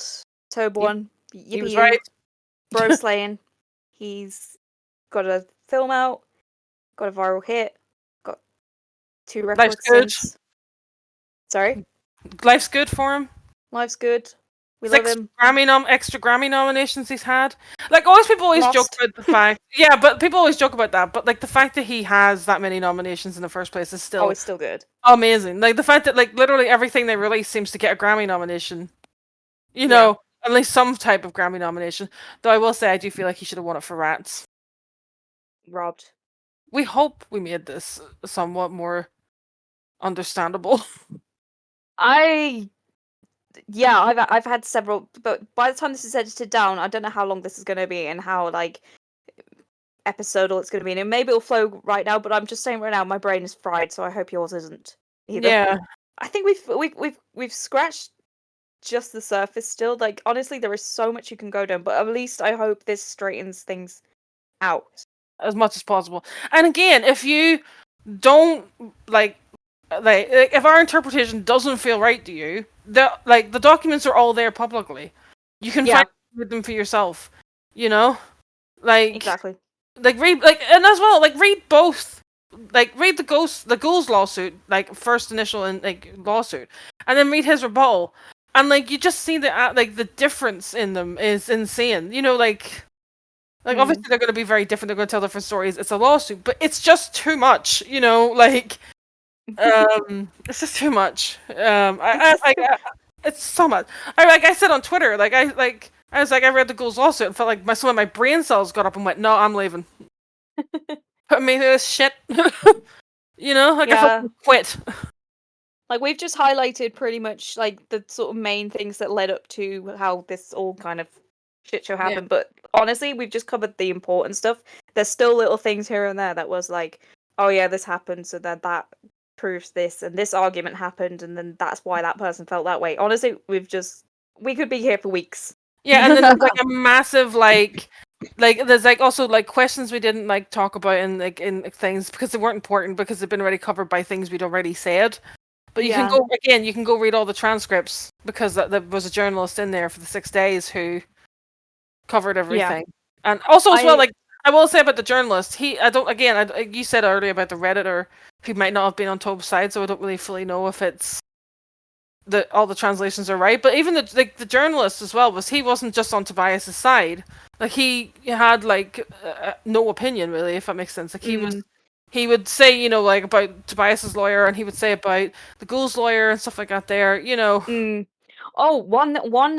If we're talking about setting things straight, one thing about the translator, which is a common misconception, which is quite damaging in a way. I mean, some people find it funny, like who who can sort of reclaim this word and find it funny in context and be like, "Oh, I give him a pass." Is in one of the emails, the Redditor has translated it, and he translates one of Tobe's signs off in the emails as using the F slur. Yeah. Now, my friends who are Swedish, they went through the original documents and was like, that's not what that means. There's no word for that in Swedish. So the translator, who, like I say, is not on Tobe's side, is painting him in a bad light by throwing that slur in when he didn't actually use it. So that's one thing I want to set straight. Like, what does the actual sign off mean though? Do you know? It just means it just means later gaze or something. Oh yeah, oh what's that word? But yeah, so like things like that, I feel like is common misconception. And I know like a lot of the queer fans in the Ghost community kind of laugh about it and be like, "Oh, he gets a pass." But for the record, he didn't actually say it to begin with. It's almost like interpretation and feelings about the person you're interpreting about can color your opinions, which is also what's happened with us because I'm very colorful opinions about everybody. I'm trying my best to be nice. It's not working. It was. I mean, it's hard to be nice about some people when they are not nice. Yeah. Real. Before I, heard some of the things that you guys had said, and until we like talked about it, I was always like, is there a possibility that like maybe this was maybe shady? And after we talked about it and after I read some of the things, it's like, no, absolutely not. There's no way. This is why I feel like it's important, and I'm not saying this to make myself sound righteous and like I'm the fucking god, but I'm just saying I feel like no one's really tried to tackle this head on, in a bite size, as we say. The recording's 4 5 hours hours later. long. Yeah, but in a like way that is like consumable to someone to maybe take in a little bit easier. yeah. So you're welcome. No, I'm joking. It's bite-sized for literally like a decade's worth of shit. Like, Yeah. Like literally it was going to take a long time to talk about this anyway, because it you could have easily just went through the court itself, but like you miss like context is important. Like the setup of the band is important. The kind of context of like timeline of coming to, like what were the things that instigated certain moments in court cases or whatever. All of that's really important to kind of bring up. So doing it in the way we've done it, I hope and I feel like it's it's come across as clear as possible. And again, if it's not, if you have any questions, you can always go read it stuff yourself as well. Like again, I would recommend people, if you have some time, to go and sit and read it, and you can form your own opinions. Like if you think we're wrong, know. It's all out there. There's still, not to plug myself, but there's that commentary I did, which I think some people said they found helpful. But I've done a concise PowerPoint version of that 52 pages, but hopefully it cuts down several pages of readings. If you want to read that, there's just I'm happy if people want to DM us any questions and answer some of what's the best we can. I have made lots of notes that I haven't read, so like I don't mind trying to answer any questions and stuff, but I feel like it's interesting, like how both of you have kind of said, because obviously I've been banging on about this for so long, and then it wasn't until like you say, you guys have gone through it as well with me, and it's been like, I didn't know this. I didn't know this. And this is the whole point. Like, so many people don't know what's going on. Yeah. That I think it's quite crucial to. I know, but very much, I know this is repugnant saying saying redundant rather saying this at the end of the episode, but like if you don't, what's the word I'm trying to say? Some people don't want to know because they just want, and that's fine. If you don't want to know, that's also fine. I just feel like, and after hearing some of these, because I had seen your this like PowerPoint that you'd made. I hadn't read those quotes. I definitely feel like the reason I even suggested doing a lawsuit episode in the kind of same series of the albums is the lawsuit's important. Like he wrote like rats and stuff. Kind of the idea for rats came up for Ghost, but like I guarantee you that the meaning of rats changed. You know, because originally like rats was going to be just about a plague, but now he's talking about people acting like rats. You know. Yeah. And then like also pro memoria. You know, like you'd have sold out too, and that writes ain't sweet Peter, almost. You know, like the whole of faith. All of faith, like that was no, you know what I mean? Like obviously, when we get into talking about infesticism, we'll obviously talk about it more. But like it's like the context of the lawsuit, kind of, and his mindset at the time of recording the album, I feel like is important because like obviously it's a vent album for him. Like he doesn't look back on Prequelle as fondly. Like he says it's not his favorite album because there's too many ballads on it. I was like, bro, you were feeling shitty. You were allowed to make some ballads. Yeah, you're allowed to. It's ironic because it's most people's favorite as well. Yeah, like I will hand on my heart say Faith is my favorite song. Like that Ghost has done. Like Call Me Little Sunshine is one of my favorites, but Faith is the song that I'm like that right there is my favorite song. That's why I use it as the intro for my TikTok videos because I love it so much. You know, it's like we made a whole podcast based on the lyrics of it. I know, right? I am all ears. Like, but yeah, like it's like you said as well. Like if you don't want to know about lawsuit, you don't have to. This is like this whole episode brackets episodes episodes. It's for people who do want to know, who do want to have a thing, and we hopefully have broke it down in a way that is easier to understand, and you can kind of hopefully get a better picture of what happens. You know. And like, because again, like I said, like people will say because of the lawsuit, people if anything happens, people will immediately think the worst of Tobias because of it, and that annoys me. You know, because like he didn't do anything wrong. I've seen people literally say, "Oh shit, there's a ghost lawsuit." Was one of them a nonce? And you're like, no. It was about money. It was about money. No one touches any kids. I promise. Yeah, like. It's and like I will be completely honest. When I first found Ghost, I skimmed their Wikipedia page and saw lawsuit, and I was like, I'm not touching that because when you see lawsuits in bands, that means usually there's an idiot in the band that is actually an idiot. You know what I mean? And not just a goofball like ours. Yeah, not like he's an idiot, but he's a goofball idiot. Yeah, you know, like. I mean that in the most loving way possible. Love you, King, if you're listening. Like heart. I like that weird Gen Z heart thing that they do. You know, like I don't know how they do it. You know. Oh, the one with the thumb. Yeah, like the thumb thing. You know, like I don't know how they do it, but yeah. But yeah, like and then I looked into it, and that's how I actually found you because I found that lawsuit thing that you wrote, and I was like, oh, okay, that wasn't as bad as I thought it was. Like it could have been worse. You know, like. He could have literally screwed people over. Or is it the other way around? Look at the lawsuit bringing people together, making friends. And now we're friends forever. Yeah. Some bitch decided to write a fucking live commentary on a lawsuit, and now people are my friend. Yep. You were very helpful, thank you. You're welcome. But yeah, also I will say while we're talking about this, you have done amazing work on this. I'm gonna kiss your ass for a minute. You did amazing work on this. Thank you. It's took a long time. Yeah, you did amazing work on this, and well done. You know, because it's hard, especially if you don't understand legalese. I am not a lawyer, I promise. No, but like breaking it down in a way that is somewhat like, even with Like you could be holding someone's hand if they never understand legalese or legal stuff. They'll be like, I don't know what it just like, huh? Yeah, it's fine. No, but also like, all that's important is that he didn't do it. Okay, okay. Yeah, he didn't do it. Yay. But also credit where credit is due. Obviously, like it was nice to have people's opinions to like yourself to fall back on and be like, I am interpreting it this way. Do you read this the same? Cool. Yeah. Okay, I'm not dumb. We all did a lot of work. I nearly went insane over 6 days and documented it on Twitter. Yay us! I was like, oh my god, I'm so reading many things.